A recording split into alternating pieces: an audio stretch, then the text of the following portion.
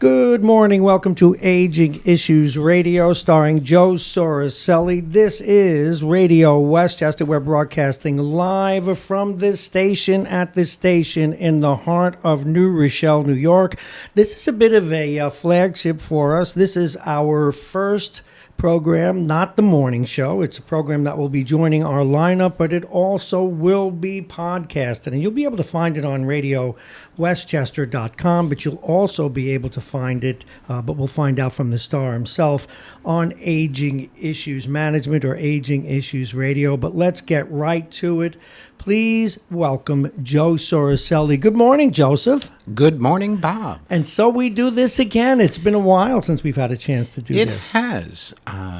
Back in 2016, we actually introduced Aging Issues Radio. Yes, we did. And then we, took a little bit of a sabbatical. And now it's been a little bit more refined. It is a little bit more refined. Well, your business has become more refined. As you know, Joe, without giving you a plug, that is unnecessary. I very much believe in what you do. I have recommended you to friends, and I can say that. And you've been of great help to them.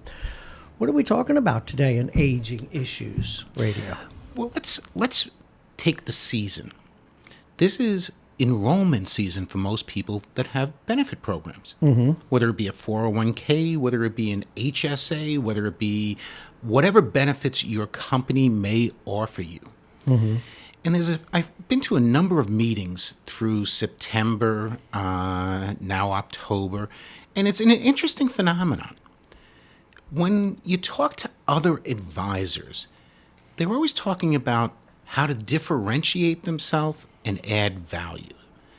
This is something that the trustees or whoever is in charge of your benefits has to turn around and think about, because unfortunately, just like in many other industries and all, the basic programs have become commoditized. Yes, they have. So what we really get down to is, what is the difference? Now, one of the things you famously talk about are the stages when we get up to that last, and I'm going to say the last third of life. You talk about the various stages from when we can still do most things and then a little less, and then we perhaps turn our attention or our needs or physical beings require something else. Talk to us. Well, that's per se added value. How do you coach a person or educate a person? People who have 401k programs always see education meetings, and they're everything from financial wellness to how to save more or stock, investing 101. They're great. They're more designed for the individual that's just starting out. They're not designed for that person that is in the later years of their career. Right. And the key right now for most employers is that they have an aging workforce. And the reason for that, in many cases, is people may have started saving for retirement late. They're definitely scared of whether or not they're going to be able to retire the way they want to. And I'm not talking about the multimillionaire that has assets, so forth and so on, and is just planning on, okay, I'm going to buy a boat, I'm going to buy a trailer, I'm going to do whatever it may be. I'm talking about the average employee, because you always have to think about it. If I go to any manufacturer, any store within New Rochelle, there is an owner that hopefully has been doing well and maybe has accrued money. But there's 4 or 5 employees. There may be 3 key employees that have been with him for 10, 15, 20 years. Very seldom is there any formal defined benefit program or a pension program, like a policeman, a fireman, right? Any sort of civil service that is unionized and has negotiated a pension program. So now we have this population, and I'm not going to tell you the ages, but let's make believe it's 55 to 65 that are in a decision-making period, and they have anxiety. They have stress. Am I going to be able to retire? Can I retire? What to look forward to?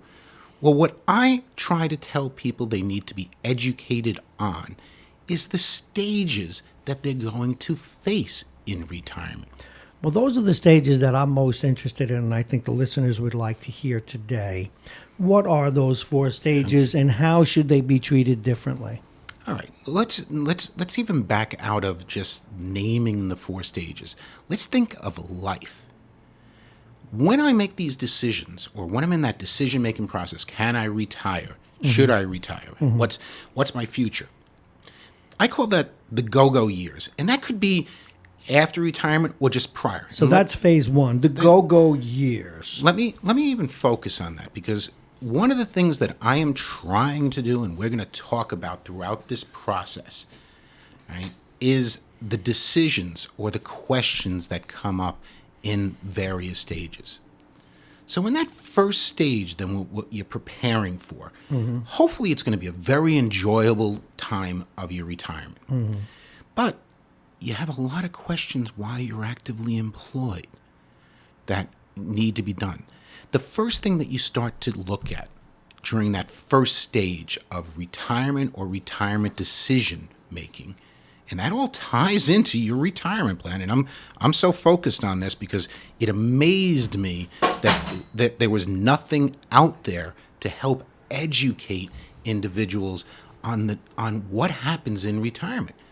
So what I tried to do, and I did this actually it was a training meeting that I ended up making a presentation unexpectedly about how I approach this and what's the added value. Because, yeah, maybe I am differentiating myself from other people. Well, you are. Because I'm talking about things that other, advisors, whether they be to a 401k, whether they be to an individual, I'm talking about things that a financial advisor or an accountant or an attorney, they should be talking to you about. Context matters. The context of the go-go years, I may be physically able, I may be a tennis player, a big golfer, I have my health, in all likelihood, at those ages. But let's even think about something. You have to plan for it. And that's what I'm really talking about here. What I'm talking about is trying to get education to the masses about the different stages of retirement. Now, yeah, we break it out. I break it out relatively simple. And I have to say, as we said, we started this, this radio show, and we talked a lot about the last stages of retirement where people need help. We talked about Medicaid. We talked about estate planning. We talked a lot about that. And you know how you sometimes sit back and say, I missed the boat? I had these four stages of retirement, but I always sat back and said, well, everybody that deals with the individuals in that first stage of retirement are doing the correct job. Because, again, certain things have become commoditized. A lot of it's software. You can buy robo-planning software. You can go onto Fidelity.com. You can go onto various sites, and you can get robo-planning. And I'm going to tell you something. It is very valid. It's statistically proven. The issue is that this robo-software doesn't talk about the next stages. Let's go to the next stage. You've well defined in previous shows, this show, the go-go years. I haven't retired yet, or I just retired. I have all my faculties, for the most part. Most people will. Physically, I'm still doing a lot. What's the next phase after the go-go years? Let's keep on going back, and I'm going to do maybe, where this is live. It was not rehearsed. It is the first show of of Aging Issues Radio. Yeah, in the immortal words of Ed Norton to Ralph Cramden, this is coming to you live, not on film. Yeah, right. Swanee River. But, I'm smiling because we were actually watching a show, myself and my wife, last night, and that popped up. That one did? That did pop up. But what we're talking about here, Ed Norton. Go ahead, Joseph. Let's keep on focusing on the planning side. Okay. All right, and that's really what I want to do, because I can go through the presentation of the four stages of retirement, and it's relatively simple. It's the go-go years, that first stage of retirement. There are some major companies out there that promote and break it down to 8,000 days. Oh, good grief! That's what I'm bringing out. Is let's use the KISS principle. Let's just break it out into stages. The stages are different for everybody, but how you plan for the stages are important.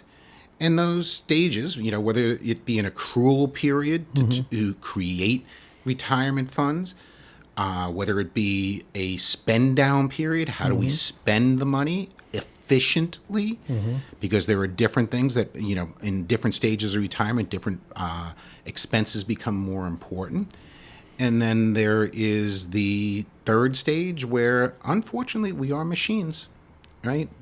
Basically, we now, over the last decade or so, we can swap out parts, which a lot of people have. Do you have any new parts yet? I have no new parts yet. No, and I have a rod in my leg, but I don't have any other new parts. Let me remind people, you're listening to Radio Westchester. This is the Aging Issues radio show here on Radio Westchester. It is the flagship show, the first show of what will become podcasts as well.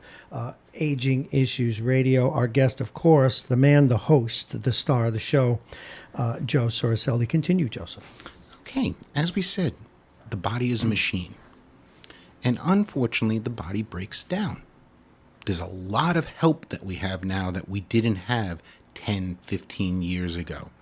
Hips are, everybody knows somebody that's had a hip replaced. We now know lots of people that have had knees replaced. I know people that have had shoulders replaced. In addition to that, all sorts of medication.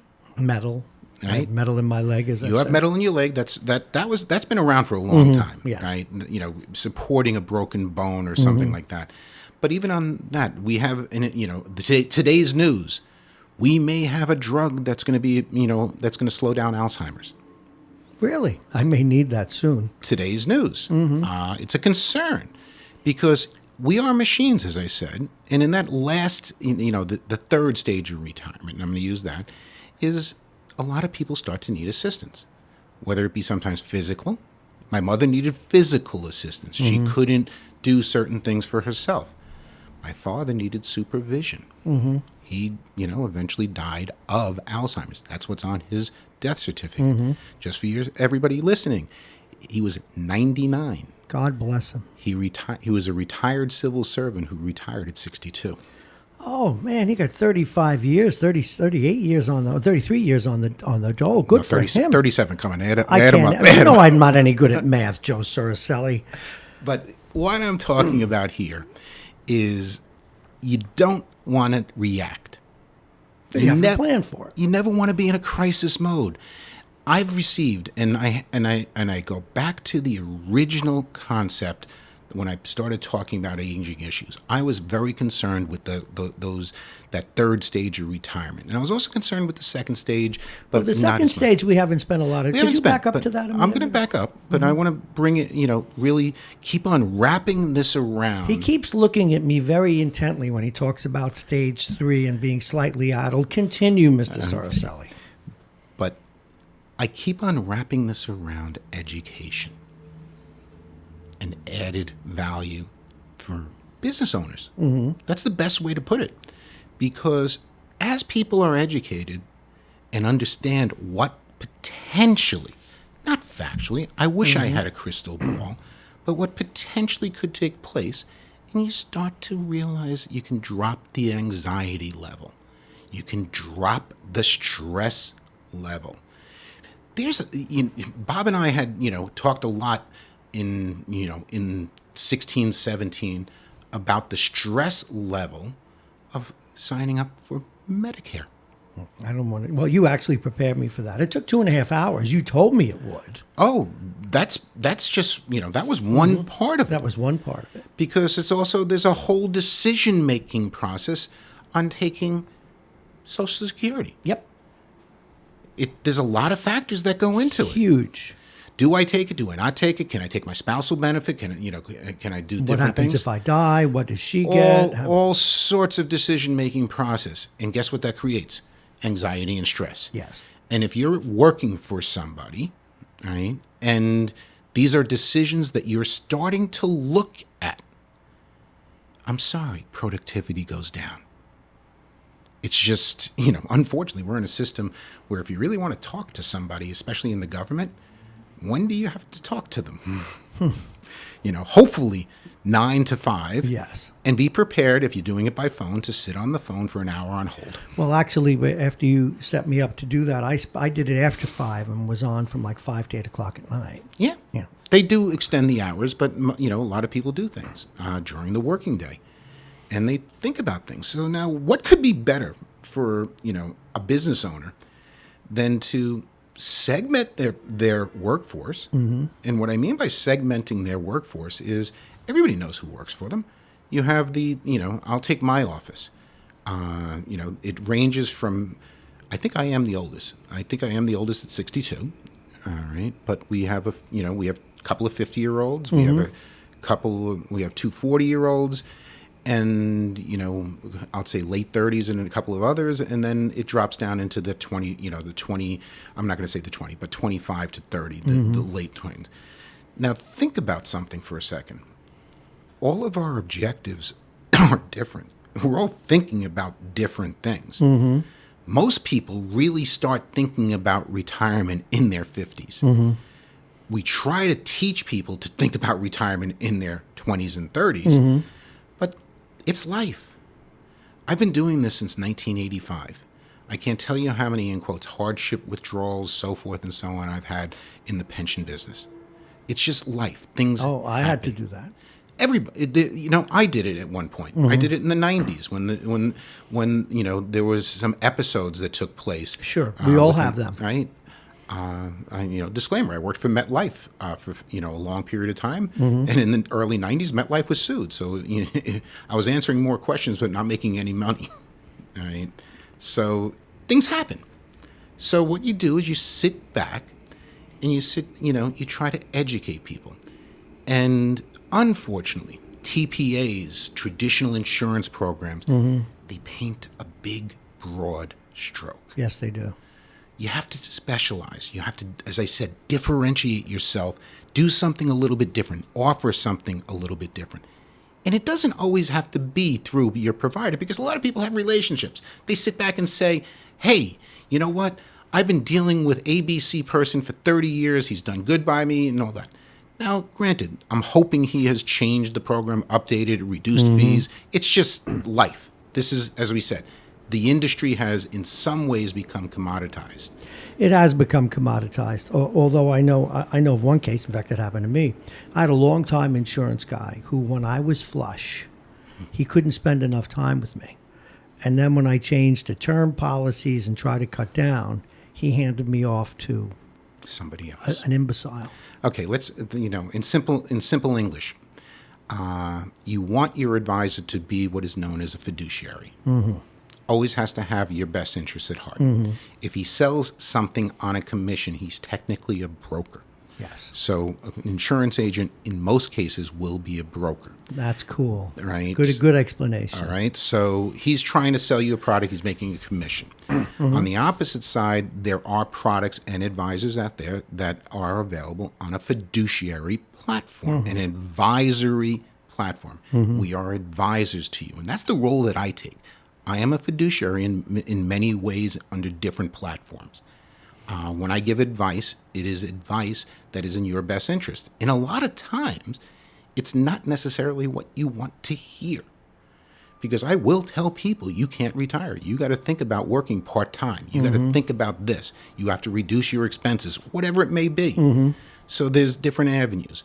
But we keep on going back, and I am focusing this first show on something that comes up. Now, yes, I am on Facebook, but I'm going to cover the company name. But for those that can see it, this is an enrollment book. This is something that you got a choice. You got a choice on. You make investment choices. But fortunately, it's okay. We don't. This is. I want them to see. Yeah, that's okay. Fortunately or unfortunately, most of the choices are, how am I going to invest? Of course, and then at what rate are you going to spend it as well? Well, no. What rate are you going to contribute? Got it. I did a series, as I said, through September and October. I've been doing a series of enrollment education meetings, and everybody asks me, how much should I, save, or how much should I invest into my 401k? And in many cases, there's a match program, there's something. So I always say the least you have to do is maximize what the company will give you. And then, on top of that, we have to do a projection.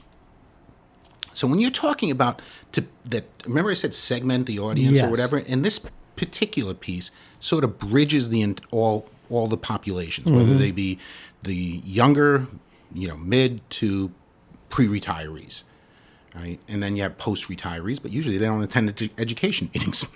But the bridge at that point is a basic financial plan or a projection. I want, and it used to be always, again, doing this a long time, if I had $1 million when I retired, I should be fine. So how do I get to $1 million? How do I get to $1 million? But now you're mentioning these 4 stages: the go years, the slow go, the no go, and the gone. Okay, those are your quarters. Now, do I need to plan looking at all 4 of those, and do I need to plan in any specific way? All right. Again, if your population or your employees tend to be in that later generation, they have a couple of different issues that they are facing. They are facing everything from the unknown, and they have to start to plan with it because, a lot of people say, oh, I hear about this thing called long-term care insurance. Well, unfortunately, you have to be healthy to get it. All right. That's not as popular as it used to be. It's becoming more popular, Again? but it's a different chassis. Okay. In simple English, the original chassis, and I went to the 1993 Robert Wood Johnson program that introduced long-term care, and everybody was going to be needing help at 80. Well, guess what? At 80, it didn't happen. A lot of mistakes made. A lot of companies stopped selling But it. people still own those policies. And I have to say, you always have to, but unfortunately, most people that own these policies have been, almost on an annual basis, get these letters that say, here are your choices. You can either pay 25% more in premium, you can reduce your benefit, you could freeze your benefit, something. This is, as I said, early long-term care insurance was built on a chassis that made no sense. But it was variable like that? There were no guarantees in it? There were no guarantees. Oh, my. All right. There were a couple That's not insurance. I know, but there were a couple of policies that were out there that had guarantees, but they were very expensive, and people didn't buy them. Right. And guess what? Those policies that had these guarantees are what are costing GE billions and billions of dollars. Is that one of the reasons they're in so much trouble right now? They took a write-down of $35 billion. I know. And is that one of the reasons because of that kind of insurance? And the other thing... You're listening to Aging Issues Radio right now. It is a program under the banner of Radio Westchester. I'm Bob Marone. We're here with Joe Soroselli. He is the president of Aging Issues Management, and we continue. Joseph. As we just said, you start to think about these issues. And then how many of us have parents that we're concerned with? And how we're going to, they're going to take care of, they're going to be taken care of. I was at a meeting Tuesday.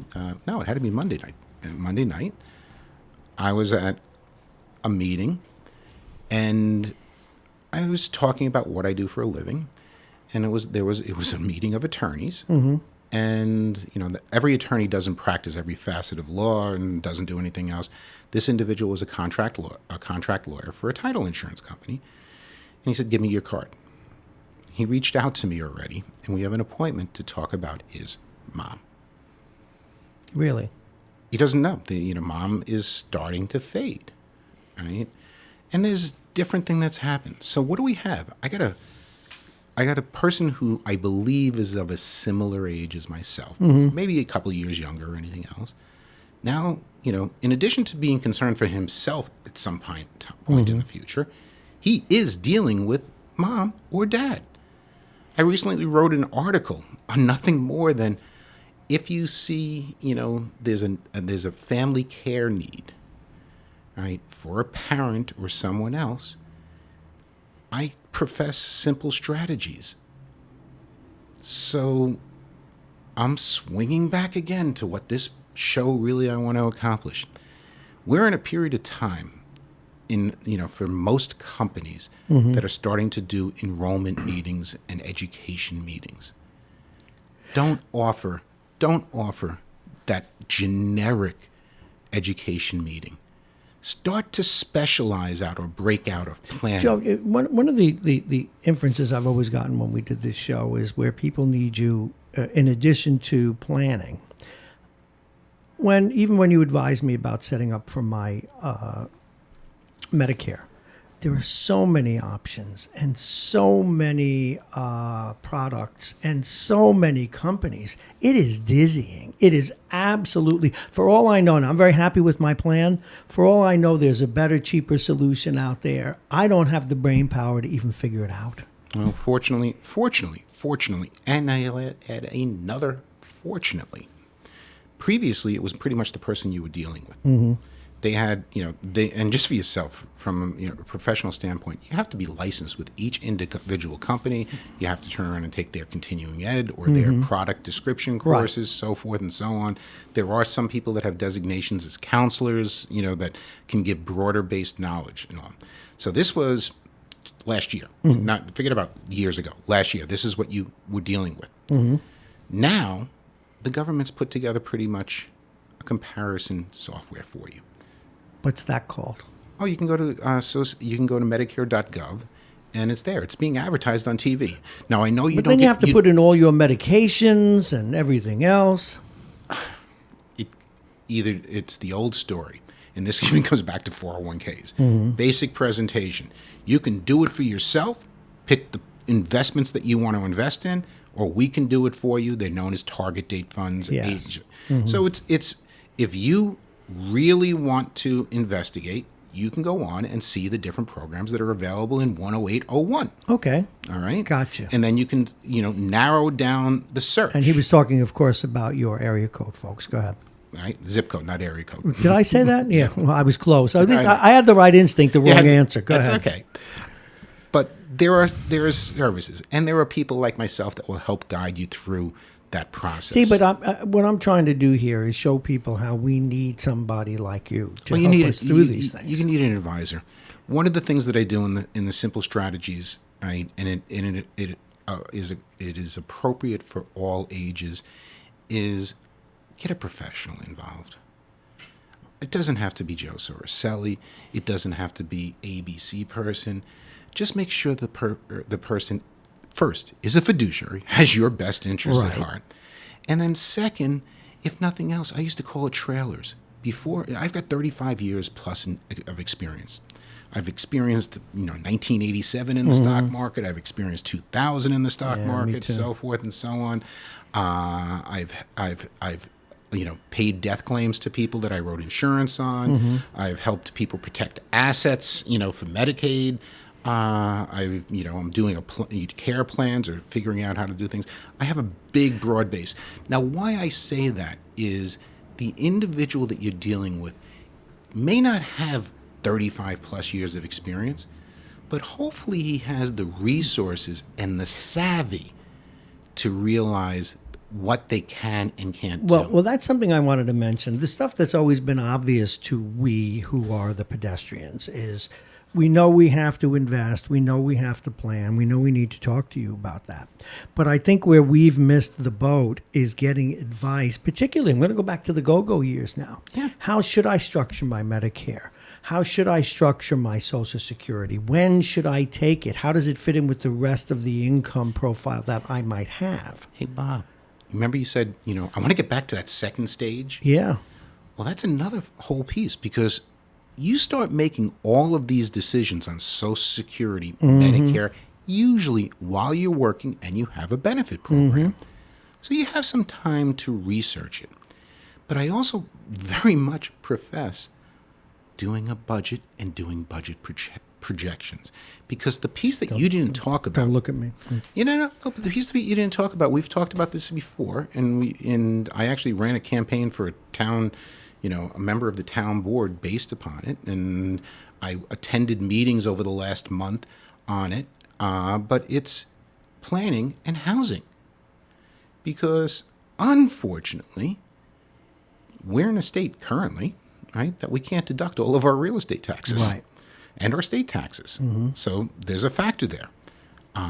Do I need, can I afford to live where I am? Do I want to age in place? I want to stay in the house. What are my options? One of the best presentations that I saw was accessory apartments. What's an accessory apartment? Everybody here, and it's funny because I I don't know, but I have a basement, very large basement in my Yes. house. Currently, my son and his girlfriend are occupying it. Oh, Okay, it's to let them, hey, makes sense. it's simple life. They were looking for an apartment in our neighborhood, $3,000 plus a month. Right? I said, you know what? Save the money, and hopefully maybe you'll have an opportunity to buy. And then a you buy house. your own home. Buy something. All right, but I don't want you just to, we have the space. It works. And don't throw away the money. Okay, now let's take it to the next level. I'm not retiring, but that's a big space, and it is separate from my, it's not like they, do anything with us. We see them once a week, or literally, Got right? it. They're Whatever like they- any other tenant. Exactly. So now what we talk about is the next step is to file it with the town as an accessory apartment and be able to collect. It's an accessory apartment. Is that a different definition than had you made it a two-family house? Yes. Okay. An accessory apartment, and a disclaimer, I am on a zoning board, so I'm very familiar with it. Hence, as I said, I attended some training sessions, and it talked about different things, and it talked about multiple housing, low-income housing, so forth and so on. Nobody wants to talk about low-income housing because there's a stigma attached to it. But it's supposed to be designed for. It was originally designed for senior citizens that were going on to retirement. Everything has changed in different ways. Here in Rochelle, this 10% rule, I think, is a little ridiculous because we're going to get 5,000 units and 500 are going to be moderate income. And if anybody here in Rochelle, Moderate income in Westchester is still a lot of money. and I'm going to tell you, that's what I was about to say. It sits back and says, well, you can still pay instead of $3,000, which is market value, you're gonna have to pay $2,000. But you can, but no, it's better. The household income can only be some odd $1,000 a year. Right. So it's a shell game a little bit, Of course it is. right? But what I'm focusing on is Joe Soroselli, right? 4-bedroom house with a big basement in Westchester County, right? I can't tell you what the future is going to be. I've got money saved. I've got a small retirement program. My wife has a retirement program, so forth and so on. I can't tell you what's going to go on because I don't know the tax futures or anything else, but I do pay close to $20,000 a year in real estate taxes. Sure.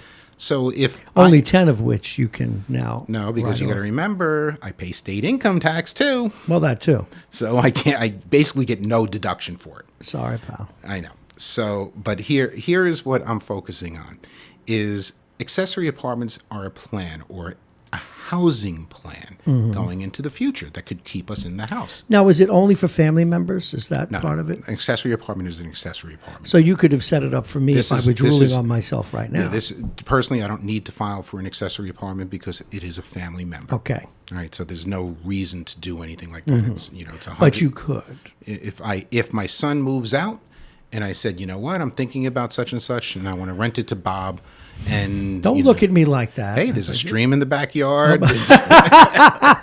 Can bathe. Hey. You're listening to Aging Issues Radio here on Radio Westchester. You'll be able to find this podcast. It's live today on RadioWestchester.com. You'll also be able to find it on Aging Issues Management. Joe is the president of Aging Issues Management. Joe Soroselli. Remember the name. You will be calling him. Continue, Joe. All right. We talked about having this done for a half hour. I'm looking over at the clock, and we're there. I know You we're can go a live. little over. Oh, I know we can. It's our but pilot show, and we want to get it out there. I do, and that's what I really want to do. Is I want to bring it back to what my focus was for this show right now. This is the season that people make benefit choices. They need to be educated about what these choices will do in the future. Please. And they need to be educated about the next stages of retirement because simple things. I don't know. A lot of people are offered HSAs and they sit back and say, what the heck is that? Right? Well, it's a way of offsetting future medical expenses if needed be. Those are health savings accounts. Correct. Can I ask you a specific question about this? I mean, I know I can. I shouldn't phrase it like that. I have, for example, and this is for example, this is a rhetorical question, but we'll use me as a guinea pig. I have a very fine plan. I have one of the best plans you can get. I have You're a Medicare plan. Medicare plan. That's the health insurance However, plan. right. However, it ain't cheap. People think it gets cheap. It's not cheap. I pay a good penny for it. I'm sure that I can get close to the same thing for a lot less money. I just don't know how to do it. And I'm afraid to go into these programs you talk about. Well, you're scared. You then have to hire somebody to do it for you. Okay. There are people that can do it for you, including myself, so forth, and, But again, coming back to the thrust, you need to, talk to your employer, or if you are an employer, start to look at what's out there. Because this segment of your population, No, I'm going to call you. If you have, if you have a large group of employees, I don't care. And a large group is always relative, because I could have 2 or 3 key employees. I'm a small business owner. I have 10 people total, right? 2 or 3 of them are my, similar age bracket. I'm okay, right? I have the money. I'm the business owner. But I do have, ABC person. I have Jane Smith, John Doe, right, that have worked with me for 20 years. I don't really know. I see their balance in the 401k because I'm a trustee, right? So maybe it's great, maybe it's not great. I don't know, right? I'm just giving you a picture. But there are other factors that these people may not be looking at. And you need to, start to help have somebody educate them or talk to them. Sometimes it's a webinar, sometimes it's in person. There's a number of different ways. And what I'm really explaining out there is aging issues management is a resource for that education. Originally, my company, when I started it in 2015, 16, was Aging Issues Info, because the whole premise was to provide information. And, unfortunately, too many people thought it was always going to be free. Well, I was going to mention that. I thought that in those early years you were doing great work and giving people like myself. You helped set me up with my Medicare and my Medicare and my Social Security.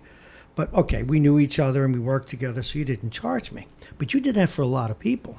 Unfortunately, it was a loss leader, and I say loss leader because you established a reputation. The guy knows what he's talking about. That was the premise. We then now started talking about management. We brought it out to, I'll say, directly to consumers. It's been well received. I still get similar plans. But one of the things that has developed through 2019 is the need to just get this out there and talk to people and get that education out there to employees, especially the older employees. Because if I'm a business owner, do I, I'm not, being sexist or age related or discriminatory. But there always comes a time that, arthritis kicks in. You can't handle things as much, right? But I'm a paternalistic person. As you said, I gave away my services. Way too much. Way too much. Frankly. Way too much. I did a lot of pro bono work. I was grateful for it, but no, it wasn't. It wasn't. I'd have paid for it if it was somebody else. It was not only you. It was I know. It was many individuals, many referrals, and so forth. You helped 2 people that I know get their parents into nursing homes and didn't charge them a dime because they knew me. And this is, sort of what happened. So you just like any other business owner, you start to look at, your business plans and what did you do for 2017, and so forth. And then 2018, and you said, all right, I need to change my model a little bit. You do. And you have. And I have.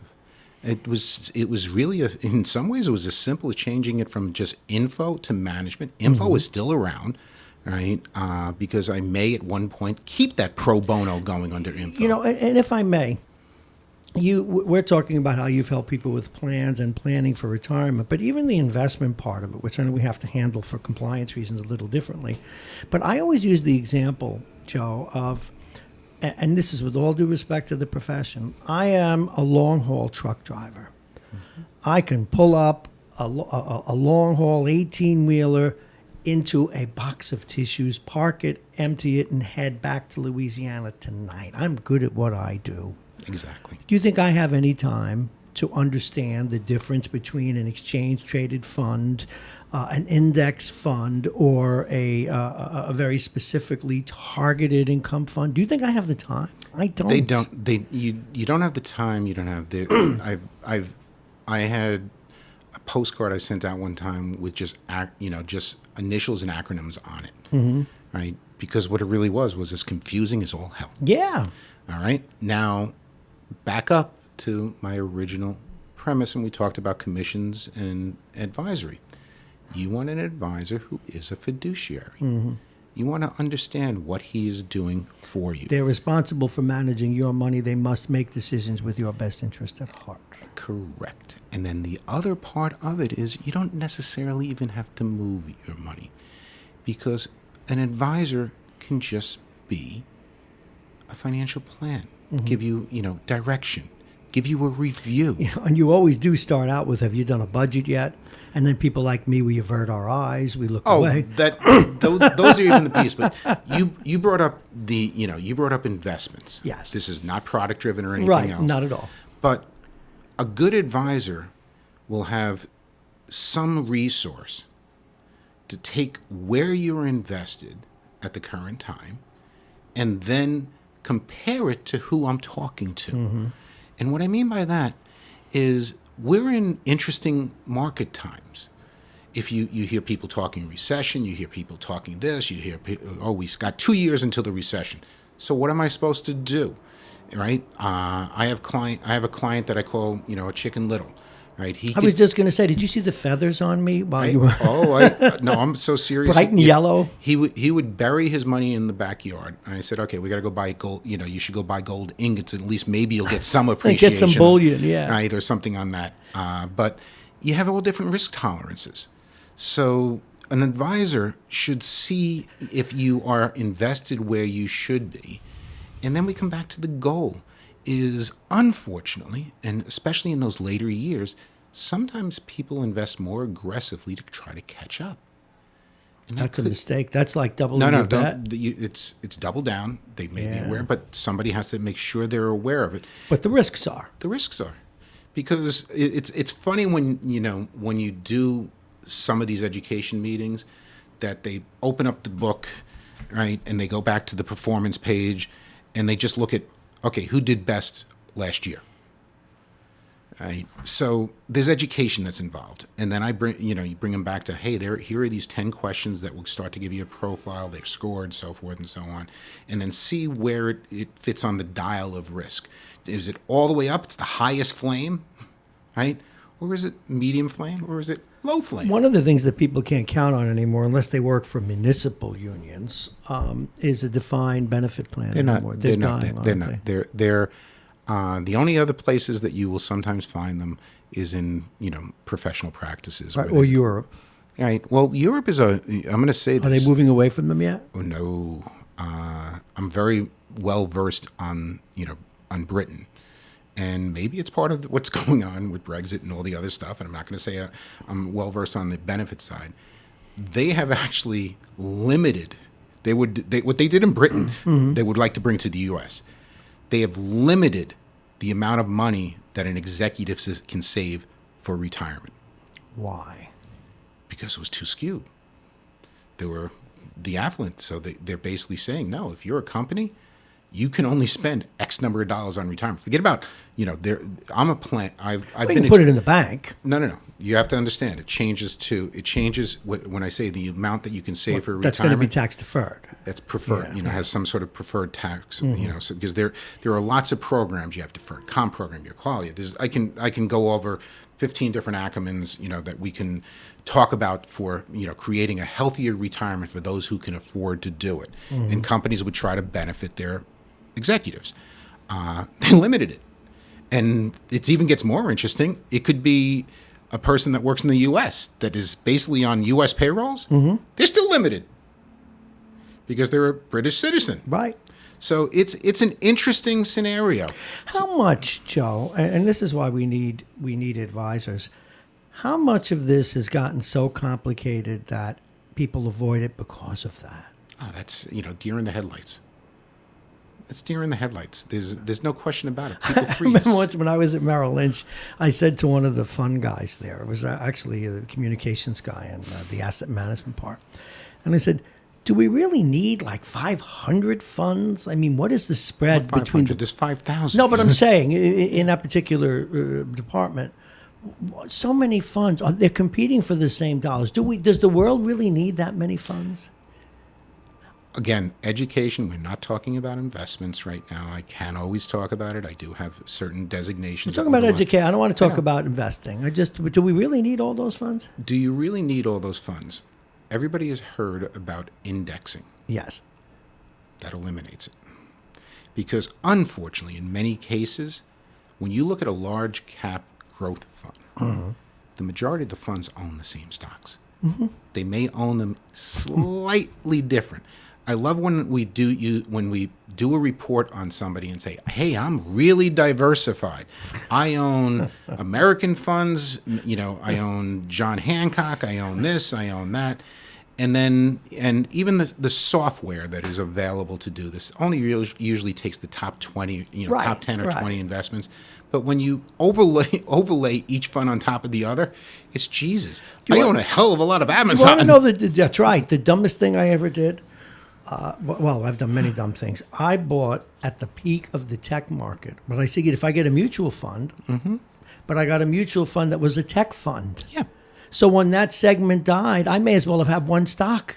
Oh, guess what? Oh, did I get my butt kicked? Oh my goodness! Let's and this is This at is the top again, of the bubble. This is again using an advisor. Right. I didn't use one. And the advisor that I knew better. I know. And the advisor understands. It's not even that you knew better. In a lot of cases, they just don't. You don't want to pay a fee. So that's why I'm saying it. A good financial advisor or a fiduciary will explain his billings. He can charge a flat fee. He can charge an hourly fee. He can if he is a registered investment advisor and he has the availability, he can charge a fee based upon what he's managing. But if I understand it right, he or she is not charging a fee for the transaction. Exactly. That makes There's you a no broker. transaction. That's why I'm saying if you notice all three pieces, you know exactly what you're paying. Did you see the piece in the paper yesterday where Charles Schwab, for one, and other companies, they're doing away with fees, period? Oh, that's been It's been floating evolving for a while, but it's been happening. evolving. It's But- happening to a theater near you, Joseph. Yeah, it's happening to a theater near me, but here is the piece. Nobody works for nothing. Right. So there are funds being, who Well, these they want to manage the assets. We know this. in many cases. There's many different formats, and again, we've deviated to a more specific thing, and and we're in for about 45 minutes. Right, but now. I wanted to get into that because there's so much confusion. It's going to be another show. It's so opaque. Back on track. It's going to be another, and I'll say this: we will eventually. This is not going to be a one-off. This is going to likely be a weekly show, if not more than weekly. Because there may be, special reports. Here's something that happened. Right? Whatever. If there's something that's really pending, but I want to come back and just bring it back to home, and say, this is enrollment periods for your benefits. Part of that enrollment period is your 401k. Find out what is offered for education. If you are an employer, I got to tell you, this meeting should have been held in August, September, or whatever. July. Because no, and I'm going to say the Aging Issues Management meeting, right, or presentation, because people have usually limited dollars to spend for their benefits. You have to put food on the table. You have to pay your rent. You have to do whatever. The individual needs to start to make decisions. Can I afford to put more because I don't know if I have enough saved for retirement? Do I want to start to talk about an HSA because you know what? I'm thinking about retiring. And as you said, the Medicare plan that you chose may not be cheap. It's not. Right? There's another whole piece that people don't. Anybody turning 65 out there, just make sure you go and file for Medicare Part A. Yesterday. Yes, it's 9-month enrollment period. All right, there's different factors, but you have to understand, and that's a totally separate presentation, which maybe we'll do on a separate show. But you have to understand, Medicare in and of itself. That if you make mistakes, it could cost you more money in the future. The other show that has to be talked about in an education meeting is Social Security. When do I take it? Who do I take it from? Do I take my spouse's? Do I take mine? Right? And there's a lot of factors that go into it. But there are projections. Do you know what bothers me about my Social Security? I'm like your little whipping boy here. Is I still pay into it now because I'm still working. I collect it. but I'm still paying into it. Yeah. If I wasn't working, I'd still get it. Yeah. Something's broken about that. Yeah, but there's no penalties. No, there were no penalties, but I'm You got still to remember paying. if you take it No, but I'm if you still take it paying- before your normal retirement No, I age, did not. But I'm saying I'm still paying into it, but it's never going to go up, even though I'm still paying into it. It I know. should. Oh, fine. I like he has folks. If you can see that learned look on his face, that learned look. Go ahead. It's not the learned look. It's a decision, and that's why I keep on bringing it out. You get people. No, but if you look at a budget and you do something, you may have to take money. We talked earlier that there are provisions that allow you to take hardship withdrawals from 401ks and IRAs and all. There are provisions that if income is not where it needs to be, you might take Social Security early. My wife is considering retiring. She says, "Should I take my Social? I'm going to take my Social Security," and I said no, right? Because I thought there was older people than I had some very unique planning opportunities with Social Security. I don't have it, but if my wife takes her 50% off of my Social Security, right, it freezes my Social Security. Well, you don't want her to do that. Exactly. In fact, tell her to keep working. Tell her I said so. That'll make me very She popular. all said and done. She expects to just change what she's doing. Oh, okay. Okay. But it's planning. I'll allow her to keep working. It's planning. But here's a factor which I often talk about, and we're going to start to close up again, is in that planning process. Yes, I'm a professional. I've done this for a long period of time. And there's a simple factor. Longevity is an important thing. We are all living longer, but I take medications. I don't have artificial parts. Right? I have nothing like that. You have no heart. How can you don't need I it? don't have anything like that. But I take medication. But I am, as I often say, hey, my wife runs marathons. I'm an overweight diabetic. Who's going to probably live longer? Wait, let me see if I can work this out. Will she get your benefits? Because as you. Well, hold on. That's planning. And how much she gets is important. Guess I can't run away with you. Because if I continue to defer myself, and I'm not, as I said, I'll be eligible shortly to take Social Security. I'm not. Young boy. But if I continue to defer it until age 70, or 70, 70 and a half, I, likely will get 132%, right, of what my normal retirement benefit would have been. And then in addition to that, my wife will get 50%, if not step up to the 100% of what I was receiving as a widow. Okay. So it's important. Something for her to look forward to. But it's important because It is important. It is important because you have to do the longer term plans. How is she going to pay those real estate taxes? Yeah. Right? Exactly. How is she going to do them? Maybe she's going to right size, so forth. That's a whole stage, in stage 2 of Well, it. we hope you live to 99 like your dad did. Okay. And that voice, that man we want to live longer is Joe Soroselli. He is the president of Aging Issues Management. He's also the host of Aging Issues Radio right here on Radio Westchester. Now, his shows that we do live here will also be podcasted. You can listen to them on radiowestchester.com, but more importantly, you can listen to them on his website. Now, did I get the website right? Did you decide which website you're going to post it on yet? It'll be on Aging Issues Management, MGNT. It also pushes from MGMT, but that was different advisors giving me information. So not every advisors in every field are not the same. It goes back to strategies. All right. Don't try this at home, folks. It goes back to strategies. You and I have had strategy meetings on this radio show on different things. You reach out, you get advice. Sometimes, the difference between MGNT and MGMT, right, is really just age. Okay, fine. Right? I don't want to know which one I am. No, but it just it just is who's going to do it. So you make corrections. But I want you to wrap it, but I also want to remind people, because this is very important. This is the beginning of a series of shows. Joe will have a lot to talk about. Now, he's going to give his email out in a minute, but also if you want to reach Joe and you forget his email address and you have ideas or things you want Joe to talk about, you please email us at bob@radiowestchester.com, bob@radiowestchester.com. Joseph, where should they email you? Again,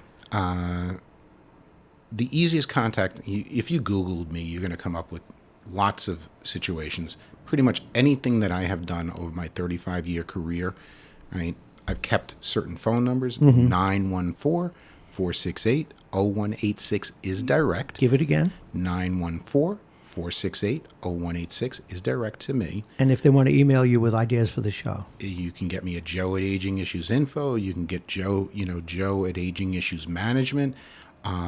Which one would you prefer they use? Because otherwise they're going to say, all three, I'm not going to write any down. They all push to the same location. You're a genius. No, most people use the info because it's easier, right? On that side, there's no confusion with the N and MT. But that's the contact thing. But let's talk about what's going to happen. We got about 6 minutes. Yeah, I want you to go there, but I wanted people to understand that this is the first. I don't want them to walk away from this and say, that's where I'm bringing it out. I need more. There's plenty more to come. This is, as you know, Bob has been live for approximately 2 weeks on about 3, yeah, 3 weeks on the air right now. So we had been talking about this from the beginning. There was some, we wanted to make this our test project, and that's that was my phone going off. He's been on the radio for years and forgot to turn off his phone, but that's okay because he's good at what he does. Continue. What we are going to be doing is we're going to put the show possibly into the evening for call-ins because people always have issues. It's always going to be a podcast, but when we go live, it might be in the evening. It may be at 12 o'clock. We'll work that out. We're going to work it out, but it's going to be announced. Bob will, explain it during the period. We will have, the live show. We will take phone calls so that we can address the issues because you know what? The pro bono, that's the 5 minutes. And if I can answer the question, I will. If I need to direct you to who to answer the question, I will. Or we'll do a follow-up. But I would like to tell you that everybody's questions are unique. Unless it's something really, really specific, most of the time, more than one person will be affected by the same answer. Right. And then he may have to defer because, as with all radio shows and podcasts, this is for informational purposes and no intent is made. No intent is made to give you specific investment advice whatsoever. Everyone is unique. We are not giving investment advice. No, we know that. So let's back up the close, right, at the current time. It's enrollment time. Take the time to find out what's available. And if you have questions, reach out. Because one of the first things that individual that's pre-retiree or getting close to retirement, I sometimes tell them, you know what, you're going to be paying for some sort of Medicare wrap. Bob is. Right? You may have an opportunity now to put money away in some form of health savings account that will help pay it. So you have to allocate. Do you get to keep that money now? When I first had my very first health savings account, if I didn't use it, they took it from me at the end of the year. The rats. No, that's not a health savings What account. is that? That was HFA, was it?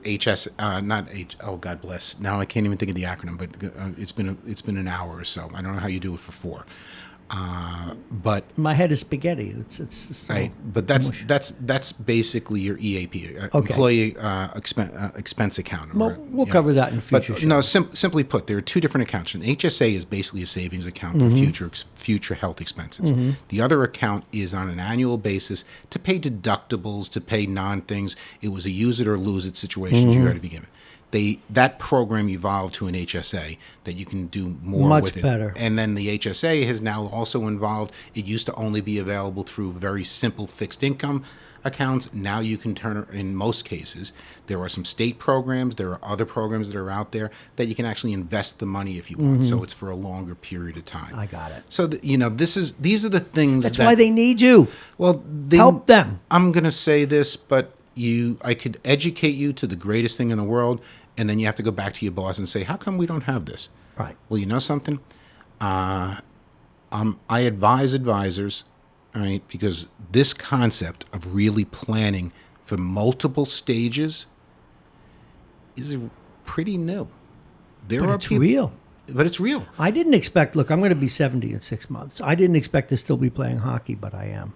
I didn't expect to still be working, and I am.